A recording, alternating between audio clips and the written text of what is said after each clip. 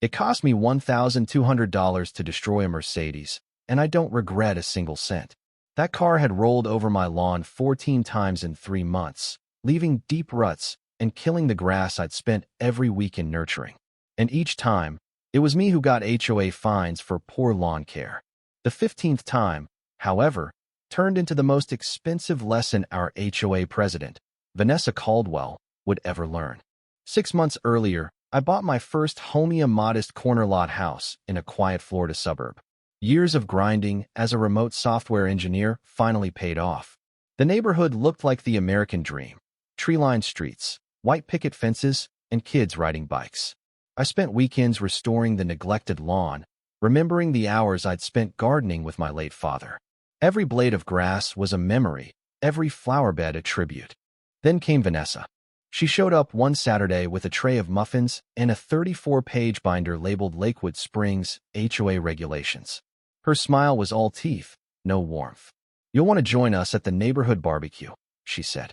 "It's where all the real decisions happen." When I declined due to work, she gave me a look like I'd just spit in her lemonade. A week later, I watched from my office window as her white Mercedes cut across the corner of my lawn instead of backing out like a normal human. The tires chewed through the new sod. I approached her the next day, trying to be civil. "Hey, I think someone drove over my lawn." "Oh, probably me," she said flatly. "Everyone does. The last owners didn't mind. It's just a shortcut. You'll get used to it." Then she waved me off like I was some HOA intern. That night, my neighbor, Eli Grant, a retired Marine and local mechanic, came over with 2 beers and a warning. "Vanessa runs this place like a dictatorship. You're not the first she's steamrolled." His ex-wife had left after Vanessa buried them in bogus fines. So I installed cameras. Over the next few weeks, I caught her driving over my lawn 8 separate times. When I put up a "Do Not Drive on Lawn" sign, the next video showed her ripping it out and tossing it in a trash can a block away. The next day, I got a $50 violation notice for deteriorating landscaping, signed by Vanessa herself. That was it. With Eli's help, we turned to the rulebook. Section 5.9 allowed decorative rocks under certain aesthetic guidelines. We bought 3 boulders, perfectly matched to the HOA-approved look. We buried them just enough to be secure and legal, but high enough to stop a car. Vanessa wasn't pleased. A week later, landscapers arrived at dawn, claiming to be providing free HOA maintenance. I watched on my cameras as she instructed them to shift the rocks for even mowing. Subtle sabotage. So I escalated. I added motion-sensing lights. I documented everything: dates, times, recordings, photos. I built a binder so thick it needed its own shelf. Amanda Lewis, an attorney on the HOA board, quietly began helping me. She'd seen Vanessa's tactics before. When Vanessa tried to push a new rule banning oversized lawn decor, I showed up at the meeting with video proof of her repeated trespassing and the damage she'd caused. Amanda backed me up with the bylaws. Vanessa's plan to outlaw my rocks failed. That night, my boulders vanished.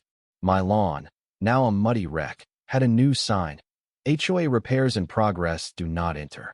My cameras had been turned away. Someone had been inside my property.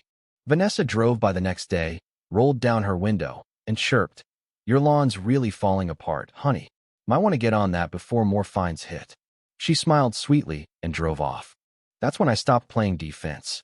I dove deep into county building codes and discovered a clause allowing subsurface drainage systems to protect a home's foundation, metal pipes included. Entirely legal. I filed the paperwork with the HOA, with Amanda's signature. Eli brought in a contractor named Hank, who understood immediately. Corner lot. Oh yeah, seen this game before. We installed stainless steel drainage pipes just beneath the lawn's surface, legal, hidden, and placed exactly where Vanessa liked to shortcut. 3 days later, the Mercedes returned.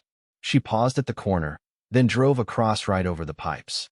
The cameras caught everything: the crunch, the hiss of a punctured tire, and her red-faced fury as she stepped out. She pounded on my door, threatening to sue me. I stayed calm, recording everything. "This is private property. My cameras have audio too," I said.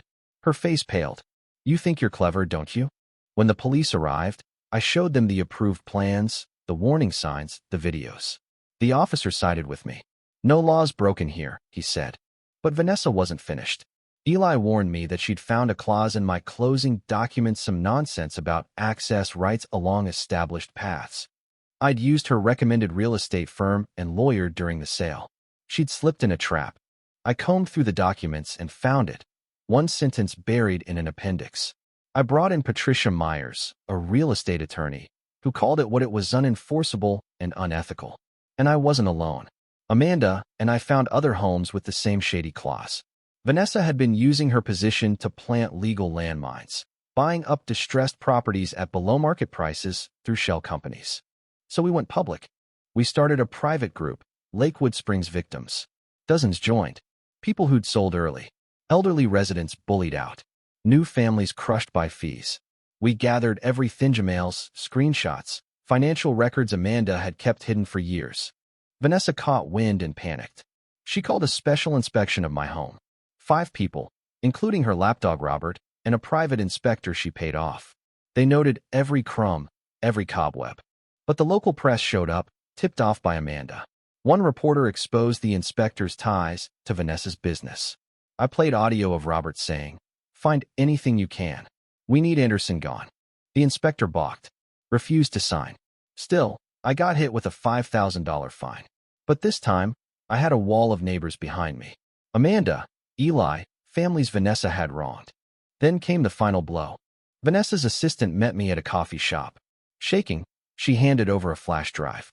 Emails, spreadsheets, contracts, proof of Vanessa's years-long scam to devalue homes, buy them cheap, and flip them for profit. We held a community meeting. Over 40 residents came. Reporters, cops. Amanda presented the evidence. Eli spoke. So did I. Robert cracked, admitting he'd been promised a city council job if he kept quiet. The room turned against Vanessa. When she tried to leave, Officer Diaz stopped her. "We'll need a statement, ma'am." Her shrieking meltdown was caught on every phone in the room.